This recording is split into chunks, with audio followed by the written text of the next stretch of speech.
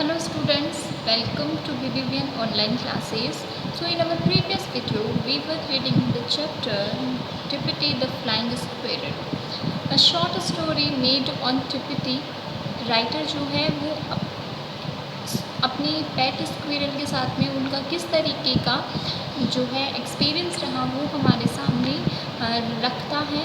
बहुत ही प्यारी सी उनकी जो स्क्विरल है और किस तरीके से वो बहुत ही ज़्यादा कीनली अपना बेडरूम का काम करती है, टॉयलेटरी करती है, अपना रूटीन जो है उसका बहुत अच्छा से रखती है। समटाइम्स जो है ऑब्वियसली एक एनिमल है तो स्लप्टर्स हो जाते हैं, बट टिपिटी यहाँ पर जो है वो बहुत ही कीनली और बहुत ही लेडी लाइक बिहेव करती है। किस तरीके से वो एक लेडी लाइक बिहेव करती है वो देखते हैं कि flying squirrels are set to lap their drink. ऐसा कहा जाता है कि फ्लाइंग स्क्विरल्स क्या करती हैं, जब भी कुछ मिल्क वगैरह ड्रिंक वगैरह पीती हैं तो वो जो है अपनी आगे का जो हिस्सा होता है उनका दैट इज़ लेकर उनका फेस जो है वो पूरी तरीके से भिगो देती है। बट टिपिटी जो है वो ऐसे बिल्कुल भी नहीं है। ड्रिंक करने से पहले एक बार स्नीज ज़रूर करती है वो हरिडली, लेकिन एक बार बहुत ही अच्छे से सेटल हो जाती है और फिर अपने लिप्स के थ्रू जो है वो मिल्क जो है वो पीती है। देन पढ़ते हैं, she frequently accompanied me and the dogs on an afternoon strolls. Frequently यानी अक्सर वो क्या करती है, मुझे और मेरे जो डॉग्स हैं हम जो है आफ्टरनून स्ट्रॉल, आफ्टरनून में इधर उधर घूमने के लिए, स्ट्रॉल का मतलब होता है कि थोड़ी देर घूमने के लिए, वॉकिंग के लिए बाहर निकल जाना, तो उसमें वो क्या करती है, हमें हमारा साथ देती है। कंपनी का मतलब होता है उसी टाइम पे उनको ज्वाइन करना। After being ruthlessly pulled out of her box, और उसका जाने का बेचारी का कोई मन नहीं होता है, लेकिन जो राइटर है वो बड़ी ही निर्दयता के साथ में उसको क्या करते हैं, उसके बॉक्स से, और बॉक्स क्या है उसका लिविंग एरिया और बेडरूम है, तो वहाँ से उसको बाहर निकालते हैं। फॉर द फर्स्ट 100 yards और so she was perfectly happy. पहले जो फर्स्ट यार्ड्स होते हैं यानी कि पहले जो 100 कदम वो चलती है उसमें वो बहुत खुश होती है। जंपिंग अलोन बिहाइंड, और कूदते कूदते हमारे पीछे चलती जाती है। A flying squirrels nature mode of progression when on the ground is a succession of jumps. यानी कि फ्लाइंग स्क्विरल का नेचर कैसा है, मोड ऑफ प्रोग्रेशन, यानी कि वैन ऑन द ग्राउंड, जब वो क्या होती है, ज़मीन पर होती है, अ सक्सेशन ऑफ जंप्स, तो वो कूदते कूदते जो है आगे की तरफ मूव ऑन करती है या प्रोग्रेस करती है। आपने भी जो है हमारे डेली लाइफ में देखा होगा स्क्विरल्स को कि वो जंप करते हुए चलती हैं जब वो ग्राउंड पे होती हैं, अदरवाइज़ तो वो जो है वॉक करते हुए ऊपर चली जाती हैं जो ट्रीज़ वगैरह होते हैं उन पे। Not the graceful little hop off the strict squirrel, हालांकि उसके जो हॉप होते हैं, हॉप क्या है, जो छोटे छोटे जंप हैं वो इतने ज़्यादा ग्रेसफुल नहीं होते हैं, but rather a lumbering gallop with all 4 feet in the air at the same time and the tail held straight up in the air. लेकिन वो किस तरीके से करती है, उसके जो जब वो हॉप करती है तो उसके जो चारों फीट हैं, 2 आगे के और 2 पीछे के, वो सेम टाइम पे यानी कि एक ही टाइम पे ऊपर की तरफ होते हैं, यानी कि उसकी पूरी बॉडी जो है वो हवा में होती है और उसकी टेल जो है वो इस टाइम पे पूरी स्ट्रेट होती है, जो कि हवा में लहराती हुई दिखाई देती है। द लास्ट 4 inches और सो कर्लिंग ओवर, और जो लास्ट की जो उसकी पूँछ है उसका जो 4 इंच है लास्ट का, वो क्या करती है, एक तरीके से कर्ल हो जाती है, कर्ल का मतलब मुड़ जाती है।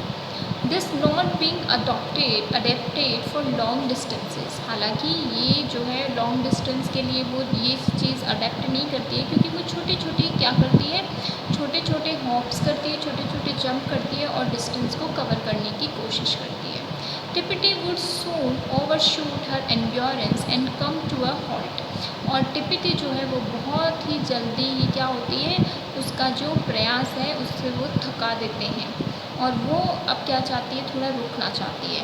इफ़ आई वर नियर, अगर मैं उसके पास में होता हूँ, she would make for my leg and be up on my shoulder in the twinkle of an eye. तो वो क्या करती है, पहले मेरे एक पैर के पास में आती है और फिर जल्दी से, ट्विंकल ऑफ एन आई का मतलब होता है बिना मतलब जितनी देर में हम एक पलक झपकाते हैं उतनी देर में तो वो मेरे लेग से शोल्डर पर पहुंच जाती है।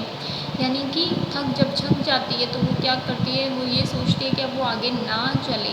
तो इसके लिए अगर मैं राइटर उसके पास में होता है तो वो उसके लेग के थ्रू उसके शोल्डर पे पहुंच जाती है। और इफ़ ब्रॉक और Don happen to be at hand, या फिर ब्रॉक और डॉन जो उस राइटर के जो दो डॉग हैं वो अगर उसके पास में होते हैं, she should spring on to one of their backs, तो दोनों में से किसी के भी जो बैक साइड है वहाँ पर वो उछल कर चली जाती है and get a free ride. और फिर आप बाद में पूरी जो स्टॉल लेती है उसमें आराम से राइड करती करती निकाल देती है। एन ओक और a deodar tree invariably attracted her attention and she would make her way to the extreme end of a branch and nimble of the young leaves.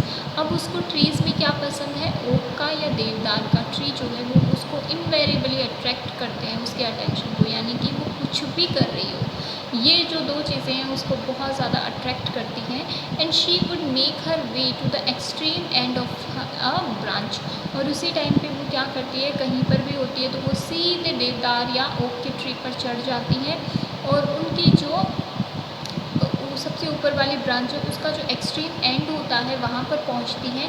Nimble of the young leaves, और जो छोटी छोटी नई पत्तियाँ आई हुई रहती है उनको निम्बल करती है। निम्बल का मतलब होता है मुंह में थोड़ा थोड़ा चबा के खाना। The point of the stem which grew out of the branch appealed to her most, और वो स्टेम का मतलब क्या होता है, जो तने का जो छोटा सा हिस्सा होता है, मेनली हम तना ही कहते हैं। तो the point of the stem जो है which grew out of the branch, जो कि ब्रांच से अलग जो है ग्रू कर रहा है, बढ़ रहा है, वो उसको सबसे ज़्यादा पसंद है। अपील टू हर मोस्ट का मतलब है उसको सबसे ज़्यादा अट्रैक्ट करते हैं या पसंद करती है वो उनको। And she would pick off leaf after leaf just nibbling the juicy end of it and throw the rest away. तो वो क्या करती है, जो यंग लीव्स रहती है उसको एक के बाद में एक pick off leaf and after leaf, यानी एक के बाद एक लीफ जो है वो वहाँ से तोड़ती है। Just nibbling the juicy end of it, और क्या करती है, उस पत्ती का जो जूस होता है उसको जो है निम्बल करती है and throw the rest away, और जो हार्ड पार्ट बच जाता है उसको वो क्या करती है, अपने मुंह से बाहर निकाल देती है। However, she was quite happy on any tree or shrub and found something to eat on all. हालांकि ओक और जो देवदार ट्री हैं वो उसको बहुत ज़्यादा पसंद है, but she was quite happy on any tree और श्रब, यानी कि छोटी छोटी झाड़ियाँ हो या कोई भी पेड़ हो वो उनसे भी खुश हो जाती हैं। And found something to eat on all, और कहीं ना कहीं उसे जो है किसी भी पेड़ पे और किसी भी श्रब पे कुछ ना कुछ वो अपने खाने के लिए ढूंढ ही लेती है। As I have already said, Tipity was nocturnal and woke up a little after sunset if left to herself। और जैसा कि मैं पहले भी बता चुका हूँ, यानी राइटर कहता है कि मैं पहले भी बता चुका हूँ कि टिपिटी जो है वो मोस्टली क्या करती है, सनसेट के बाद में जो नाइट टाइम होता है जहाँ पर कॉमन लोग सोते हैं वो जाग जाती है, अगर उसको उसी के अकॉर्डिंग छोड़ दिया जाए तो। Provided she did not get a good dinner, she would be prepared to play and look about for odds and ends to nimble on all light through, यानी कि provided she not get a good dinner, अगर आप उसको रात में एक अच्छा dinner नहीं देते हैं तो वो क्या करती है, she would be prepare to play, तो वो खेलने के लिए तैयार रहती है। Look about for odds and ends to nibble on all night through, और पूरी रात जो है वो इधर उधर क्या करती है, कुछ ना कुछ निम्बलिंग के लिए ढूंढती ही रहती है, ठीक है, और वो पूरी रात इसी तरीके से गुजार देती है। I very soon discovered that a good feed just before I went to bed had the effect of making her sleepy too, और इस चीज़ से परेशान होकर जो है राइटर कहता है कि आई हैव सून डिस्कवर, मुझे जल्दी ही इस बात का पता लग गया कि अ गुड फीड, अगर रात में उसको अच्छा क्या किया जाए, खाना खिलाया जाए, just before I went to bed, और वो भी कब, जब रात में जो हमारा राइटर है वो सोने वाला हो उसके पहले ही। The effect of making her sleepy too, तो उस फूड की वजह से वो भी क्या करती है, जल्दी ही उसको नींद जो है वो आने लग जाती है।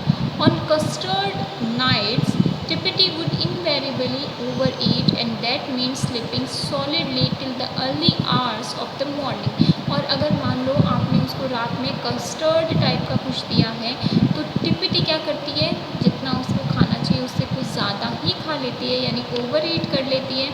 That means sleeping solidly till the early years of the morning. और ओवर ईट का मतलब है कि अब वो क्या करने वाली है, अच्छे से सोने वाली है, और मॉर्निंग के जो अर्ली आवर्स होते हैं, यानी 5, 6, 7 का जो मार्जिन रहता है, टाइमिंग रहता है सुबह का, उसमें भी वो क्या करती है, जागने वाली होती है, यानी कि वो पूरी रात बिना परेशान किए सोए हुए रहती है। She very seldom walk me during the night. और अगर ओवर ईट किया जाता है तो रात को वो जो है राइटर को परेशान भी नहीं करती है। As a rule I would wake up to find a warm, soft, furry ball curled up against my neck, but occasionally the awakening would be much ruder and I would find Tippity having a lovely game with my toes, my ears और my hair। अब writer ये बता रहे हैं हमें last की 3 line में कि वो जागते किस तरीके से हैं, उनकी सुबह किस तरीके से होती है। एज अ रूल, अगर नियम की तरह देखा जाए, I would wake up to find a warm soft furry ball curled up against my neck. वो उनकी गर्दन के पास में आकर सोई हुई रहती है। और फरी सॉफ्ट वार्म इसलिए बोला है क्योंकि जो टिपिटी है उसके जो ये हेयर्स हैं, उसकी जो टेल है वो बहुत ही ज़्यादा फरी है, इसलिए वो बहुत ही ज़्यादा उसको अच्छा लगता है। बट ओकेजनली, लेकिन कभी कभी, the awakening would be much ruder, कि मुझे जगाया जो है वो एक रूड वे में जगाया जाता है। I would find Tipity having a lovely game with my toes, my ears और माई हेयर।